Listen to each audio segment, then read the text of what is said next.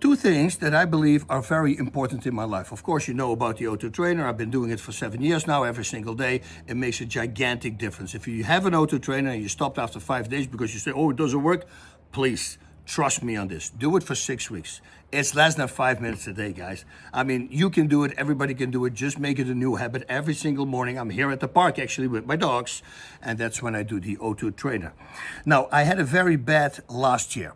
I had an atrial fibrillation in my heart. That is when your fourth heart chambers, they're bouncing all out of control, and that together with the leaking heart valve that I have, which I knew I had because I had rheumatic fever as a kid, but I had a whole fighting career with it, so it was never a problem. But that combination is just not good. It's a very dangerous thing to do, so I needed to have it fixed.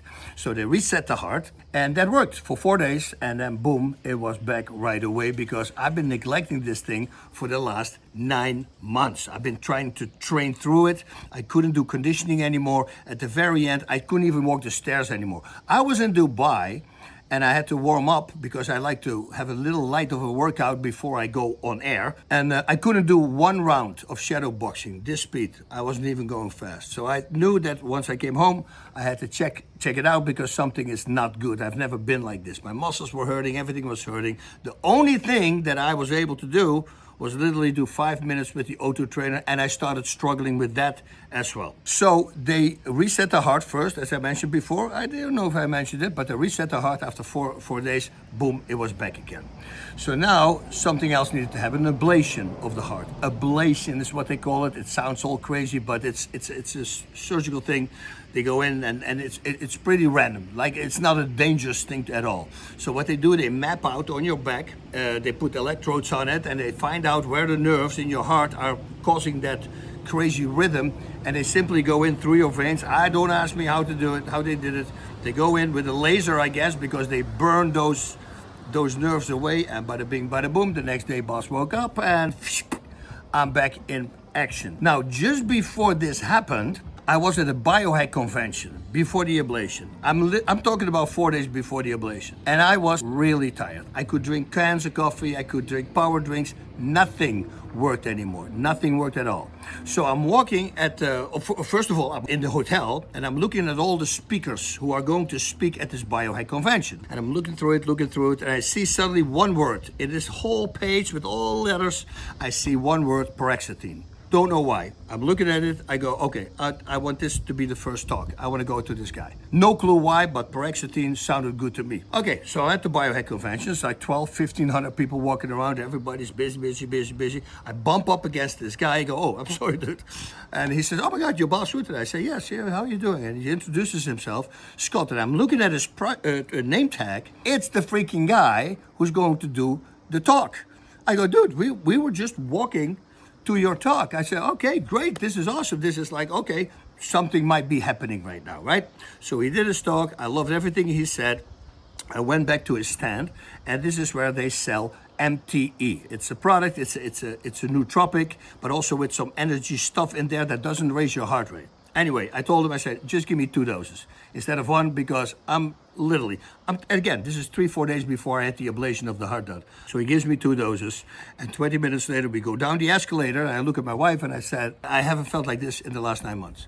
I'm feeling really good. And she said, yeah, me too. I'm feeling really good. So right away, I made a connection with the guy. I said, let's stay in contact because I think we should do something together. So again, 4 days later, I was in New York, got the ablation done on my heart. The next day, everything is good. Bada bing, bada boom. Got in the hotel in New York. I ordered it on Amazon. I ordered it first. The guy was going to send me, but I wanted to bring with me, because from there I had to move to a different state and I had to do a talk for a lot of people, like 11 days later. So I got the stuff and immediately it worked in the morning. I gave it to some people who were also in the house there, and they said, man, this stuff is really amazing.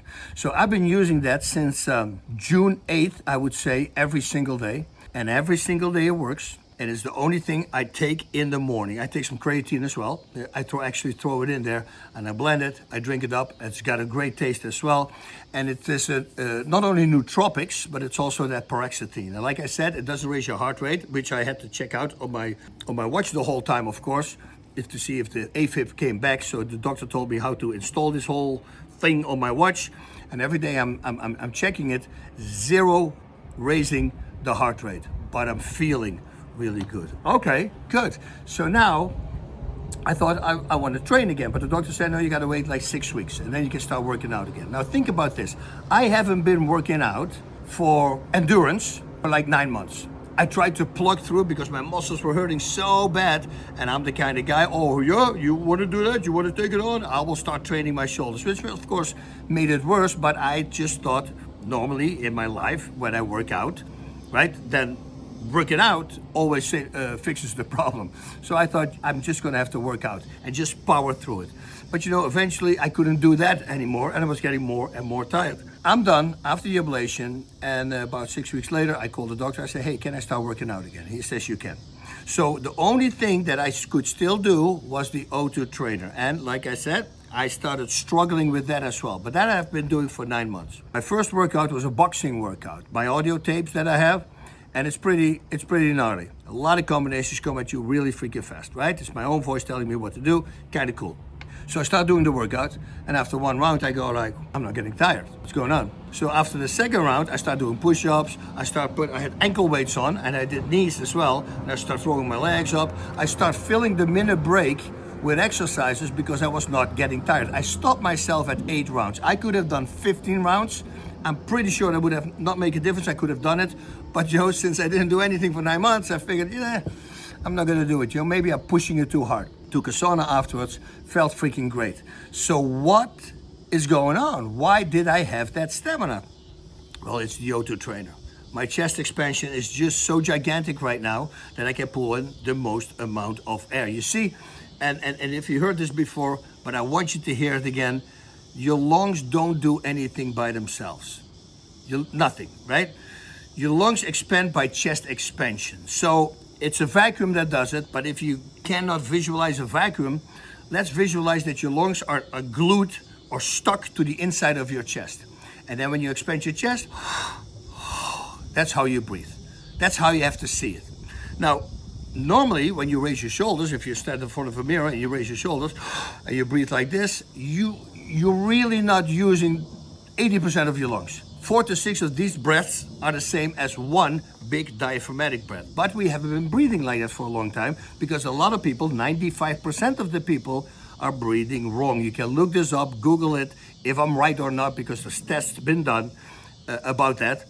And they would tell you that 95% breathes wrong. Then there's also a bunch of mouth breathers. I won't go into that right now, but I have another video on that on this channel as well, if you want to hear about that, because of course you want to breathe in through your nose. So the difference it makes is just gigantic, because the more you can expand your chest, the more you can fill up your lungs with air. Now, after the age of 28, your chest already starts calcifying, start getting tighter. So stretching your chest all the time is also a very important thing to do. I have another video on my YouTube page where I talk about stretching your chest, what it does.